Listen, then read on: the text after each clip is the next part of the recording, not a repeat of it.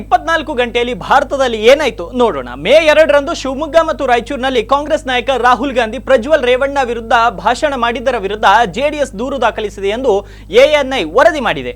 ಅಕ್ರಮವಾಗಿ ಹಣ ವರ್ಗಾವಣೆ, ಭೂ ವ್ಯವಹಾರ ಸೇರಿ ಹಲವು ಪ್ರಕರಣಗಳಲ್ಲಿ ಇಡಿ ಅಧಿಕಾರಿಗಳಿಂದ ಬಂಧಿತರಾಗಿರುವ ಜಾರ್ಖಂಡ್ನ ಮಾಜಿ ಮುಖ್ಯಮಂತ್ರಿ ಹೇಮಂತ್ ಸೊರೇನ್ ಸುಪ್ರೀಂ ಕೋರ್ಟ್ನಲ್ಲಿ ಸಲ್ಲಿಸಿದ ಮಧ್ಯಂತರ ಜಾಮೀನು ಅರ್ಜಿ ಇಂದು ತಿರಸ್ಕೃತಗೊಂಡಿದೆ. ಪ್ರಧಾನಿ ನರೇಂದ್ರ ಮೋದಿ 3ನೇ ಬಾರಿಗೆ ಗದ್ದುಗೆಯೇರುವುದು ಖಚಿತ. ಆದರೆ 3ನೇ ಬಾರಿಯ ಆಡಳಿತದಲ್ಲಿ ಕನಿಷ್ಠ 4 ಬದಲಾವಣೆಗಳನ್ನ ಪ್ರಧಾನಿ ಮೋದಿ ತರುತ್ತಾರೆ ಎಂದು ಚುನಾವಣಾ ಚಾಣಕ್ಯ ಪ್ರಶಾಂತ್ ಕಿಶೋರ್ ಹೇಳಿದ್ದಾರೆ. ಕಾಂಗ್ರೆಸ್ ಬಿಜೆಪಿ ಸ್ಟಾರ್ ಪ್ರಚಾರಕರ ವಿರುದ್ಧ ಭಾರತೀಯ ಚುನಾವಣಾ ಆಯೋಗ ಗರಂ ಆಗಿದೆ. ಪ್ರಧಾನಿ ನರೇಂದ್ರ ಮೋದಿ ಮತ್ತು ಕಾಂಗ್ರೆಸ್ ನಾಯಕ ರಾಹುಲ್ ಗಾಂಧಿ ಸೇರಿದಂತೆ ಸ್ಟಾರ್ ಪ್ರಚಾರಕರ ಚುನಾವಣಾ ಭಾಷಣಗಳ ಬಗ್ಗೆ ಚುನಾವಣಾ ಆಯೋಗವು ಬಿಜೆಪಿ ಮತ್ತು ಪ್ರತಿಪಕ್ಷ ಕಾಂಗ್ರೆಸ್ ನಾಯಕರನ್ನ ತರಾಟೆಗೆ ತೆಗೆದುಕೊಂಡಿದೆ.